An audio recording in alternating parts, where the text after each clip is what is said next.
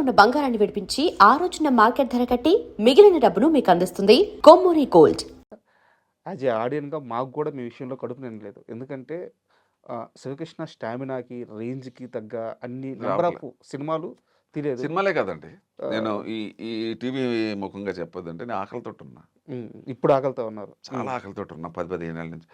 నేను చేసిన మొదట్లో చేసిన క్యారెక్టర్ నాకు పట్ల. హ్మ్. స్టిల్ నాకు 70 ఇయర్స్ ఓపెన్‌గా చెప్తున్నా. కానీ నా ఎనర్జీ లెవెల్స్ నేను ఇంకా చెయ్యాలి.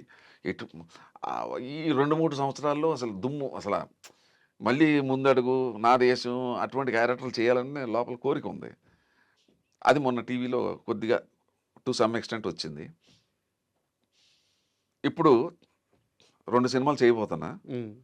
సేమ్ అదే లెవెల్ క్యారెక్టర్స్. ఆ! ఒక ఆల్రెడీ లవ్ జిహాద్ మీద చేశాను ఒకటి సినిమా. హ్మ్. చెప్పాను, నా ఫోటో కూడా చూపెట్టాను.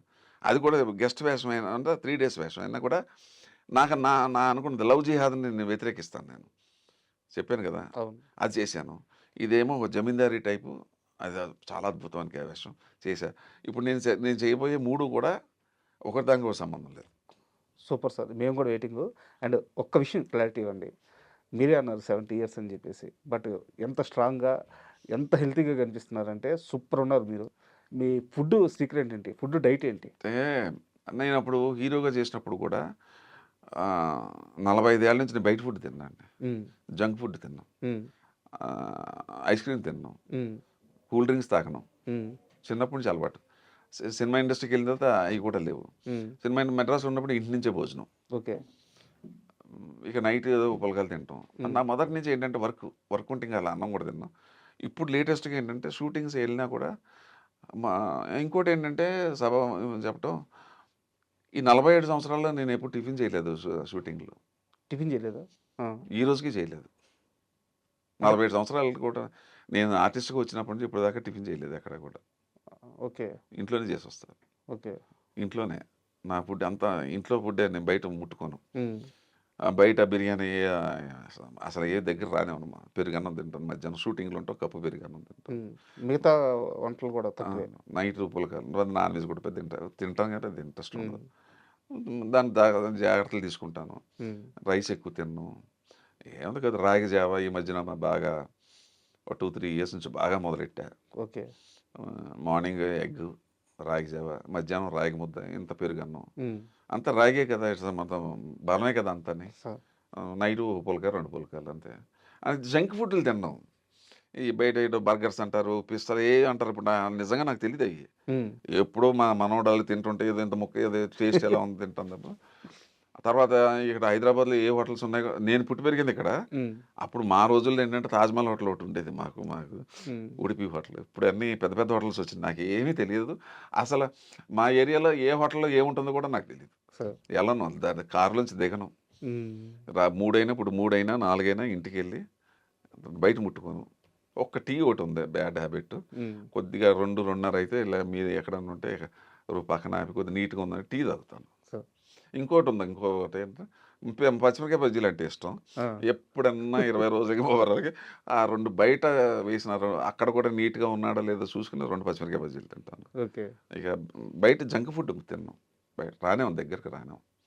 పిల్లలు ఏదో తింటా ఉంటారు ఊరికే. అంటే దీన్ని ఏమంటారని అడుగుతా. ఏదో చెప్తారు, అది ఏదో హ్మ్. ఏదో పేర్లు, ఆ పేర్లు కూడా నాకు రావు. పిజ్జానో, బర్గరో. ఏదో చెప్తారు. మొక్క అసలు ఏంటి, ఎలా ఉంటుందో చూద్దాం అని అంటారు. అది ఏదో ఓహో ఇదిలాగా ఉంటుందా, ఓకే.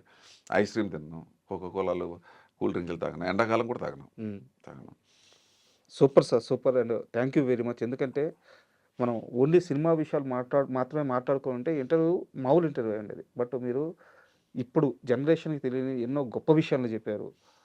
అవన్నీ నిజంగా తెలుసుకోవాల్సిన విషయాలు. అండ్ అలాగే మీ అంటే లైఫ్ జర్నీ నేను కూడా. ఇప్పుడు మీకు చెప్పినవన్నీ కూడా ఆవేదనతో చెప్పిన మాటలు ఇవన్నీ. సార్. అంటే నా పర్సనల్‌గా వదిలేయండి. నా పర్సనల్‌గా నేనేం పాపం ఇది కాదు. నన్నేం వాడు ఫాలో అవ్వాల్సిన అవసరం లేదు. బట్ అందరికీ చేతులెత్తి నమస్కరించిందండి. ఏ దేశంలో పుట్టావో, ఏ రకంగా మాతృదేవో భవ అని చెప్పాను. మన పూర్వీకులు స్త్రీని ప్రకృతితో పోల్చారు. Sir. She is a reproductive organ. మగవాడు బిడ్డ పుట్టడానికి సహకరించొచ్చు కానీ కనడం. ఆ 9 మాసాలు ఆ కనడం. తల్లే కదా! సనుపాలు ఇవ్వడం. తల్లి ప్రకృతి. ప్రకృతే మన దైవం. సార్. ప్రకృతి మన దైవం. అందుకు చెట్టుకు పూజిస్తాం. ఈ ఎదవలకి తెలీదు చెట్టు కూడా పూజిస్తారు మీరు అంటాడు. హ్మ్. ఆ చెట్టు లేకపోతే, ఆ ప్రకృతి లేకపోతే, ఆ చెట్టు కాయలు కాయకపోతే నువ్వెక్కడ ఉన్నావురా? ఆక్సిజన్ గాని. అందుకే మేము పూజిస్తాంరా. హ్మ్. ఆ గంగామాత, గంగ నీళ్ళు లేకపోతే నువ్వు ఎలా బతుకుతారా? దేవుడు గంగకి నమస్కారం పెడుతుంది. నీకేం తెలుసురా పిచ్చి నా కొడుకా అని. అందుకే బూతులొస్తాయి నాకు. అయితే ఏం తెలియకుండా మాట్లాడతారు. ప్రకృతిలో బతుకుతున్నాం. ఆ ప్రకృతి మన ఆరాధ్య దైవం. తల్లిని గౌరవించాలా. అలాగే నువ్వు సంపాదించుకో మేము కాదనంట్లా. పుణ్యభూమి, కర్మభూమి, వేదభూమి ఈ దేశంలో పుట్టావు. ఈ దేశంలో చనిపోయే లోపు మనం ఏదోటి చేయాలి కదా! So okay. దేశానికి సేవ చేయాల్సినంత మనం గొప్పోళ్ళం కాదు.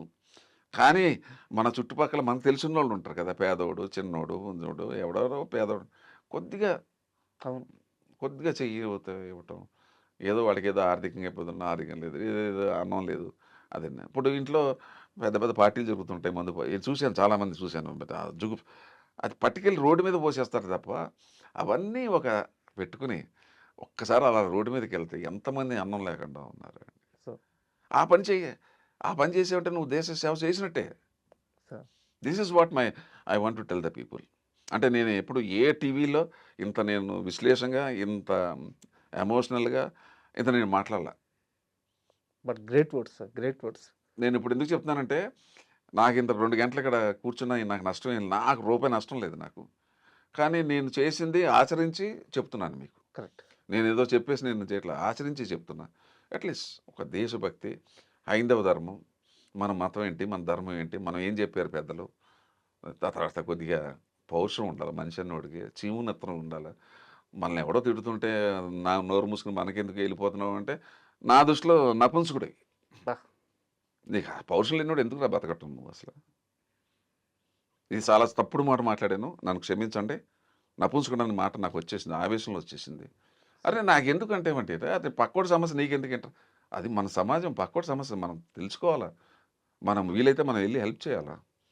జాతిని అవమానించి, మతాన్ని అవమానించి, అవమానించే కూడా ఏమి అవ్వట్లేదంటే మీరు నపుంసకులు మరి ఏమంటారో నాకు తెలీదు. మీరంటే ఇప్పుడు ఎవరిని అంటున్నానంటే ఎవరినని కాదు నేను ఇక్కడ పాయింట్.